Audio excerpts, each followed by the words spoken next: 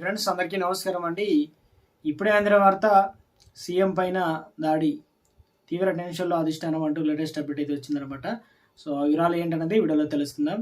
ఎక్కడ జరిగింది ఏంటనేది చివరి వరకు చూడండి, ఇన్ఫర్మేషన్ అయితే అర్థమవుతుంది. మొదటిసారి ఛానల్ వస్తే తప్పకుండా సబ్స్క్రైబ్ చేసుకోండి. చూస్తున్నారు కానీ లైక్ చేయడం మర్చిపోతున్నారు, వెంటనే లైక్ చేయండి. వివరాలకి అయితే వెళ్ళిపోదామండి. ముఖ్యంగా చూసుకున్నట్లయితే ఢిల్లీ సీఎం పైన దాడి, ముఖ్యంగా కేసు నమోదు, నిందితుడు జంతు ప్రేమికుడు అంటూ. ఇక ఢిల్లీ ముఖ్యమంత్రి రేఖా గుప్తాపై ఓ వ్యక్తి దాడి చేయడం సంచలనం రేపింది.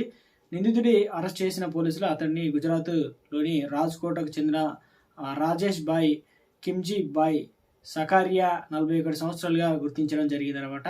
సో ఇక ముఖ్యంగా చూసుకున్నట్లయితే గుజరాత్లో అతడిపై దర్యాప్తు ముమ్మరం చేసింది. అధికారులు దాడి గల కారణాలు కూడా తెలుసుకునే పనిలో అయితే పడ్డారనమాట. సందర్భంగా అతడి కుటుంబ సభ్యులను విచారిస్తున్నారు. ముఖ్యమంత్రి పైన సకారియా ఎందుకు దాడి చేశారనే విషయంపై భిన్న కథనాలు కూడా వస్తున్నాయి అన్నమాట. నిందితుడి బంధువు జైల్లో ఉన్నాడని, అతన్ని విడుదల చేయాలని సీఎంకు విజ్ఞప్తి చేసేందుకు ముఖ్యమంత్రికి అధికారిక నివాసానికి వచ్చినట్లు కూడా వార్తలు అయితే వచ్చాయి.